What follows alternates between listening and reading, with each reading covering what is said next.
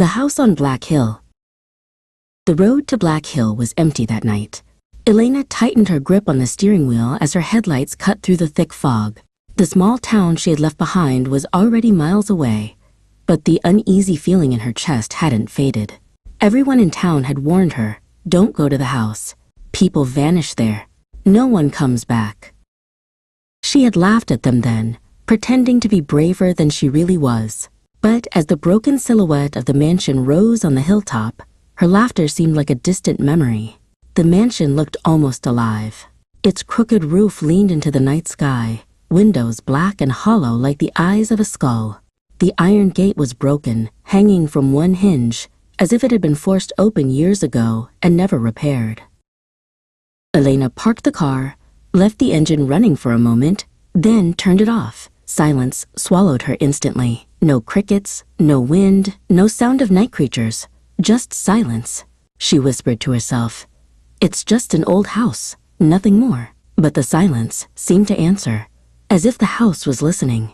She pushed open the gate, wincing at the high-pitched screech of rusted metal.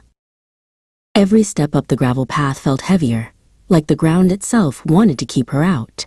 The front door loomed taller than she had expected. Its wood was cracked and splintered, carved with deep scratches that looked less like age and more like claw marks. For a second, Elena thought she should turn back. She could run to her car, drive away, and forget she ever saw this place. But then her stubborn curiosity rose again. She had promised herself she would spend one night inside and prove the legends wrong. Her phone buzzed in her pocket. She pulled it out. No signal.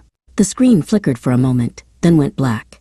Dead. Great, she muttered, sliding it back into her jacket. The doorknob was ice cold when she touched it. It didn't budge at first, then turned slowly, as though something on the other side had decided to let her in.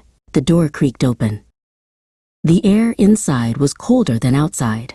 Dust floated through the beam of her flashlight, twisting like tiny phantoms. The house smelled faintly of damp wood and something burnt, like ashes that refused to fade. She stepped into a long hallway, her shoes pressed against the rotting floorboards, each creak echoing like a scream. The wallpaper had peeled away in long strips, revealing blackened wood beneath. And then she saw it. At the end of the hallway, a single candle flickered on a small table. Its flame bent and danced, though there was no wind. Elena froze. She had read enough about this place to know no one had lived here for decades. So who lit the candle? Her heart drummed against her ribs. She swallowed hard and whispered, "Hello?" The sound of her voice felt wrong in the silence. Too loud. Too vulnerable. No answer.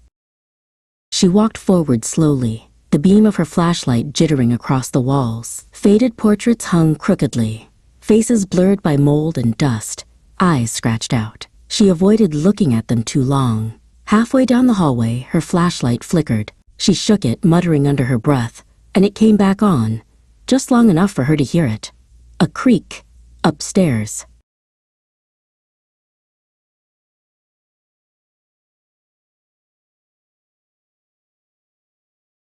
Elena froze, every muscle locking in place. The sound had been unmistakable.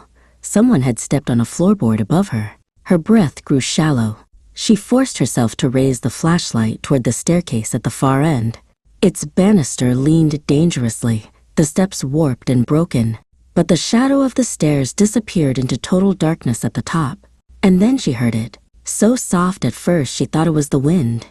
Elena, her name, whispered from the darkness upstairs.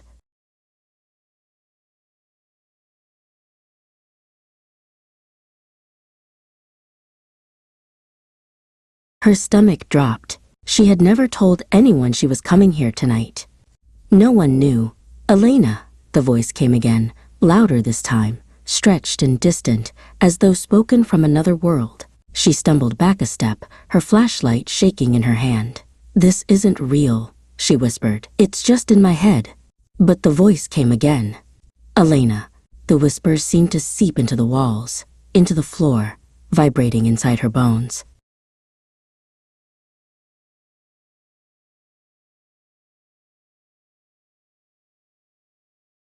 And then, footsteps, slow, heavy, deliberate, moving closer. Elena forced herself to take a shaky breath. Curiosity battled terror in her chest. She knew she should leave, run back to the car, and drive until she forgot this place even existed. But her feet betrayed her, carrying her toward the staircase one step at a time.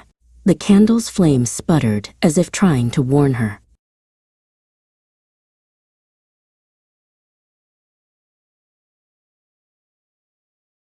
Her hand touched the banister. The wood was damp, almost slimy beneath her palm. She raised her foot onto the first step. It groaned loudly, echoing through the house. Her flashlight flickered again. The candle at the end of the hall went out. Darkness swallowed her whole. And in that darkness, she saw it. A figure standing at the top of the stairs, perfectly still, watching,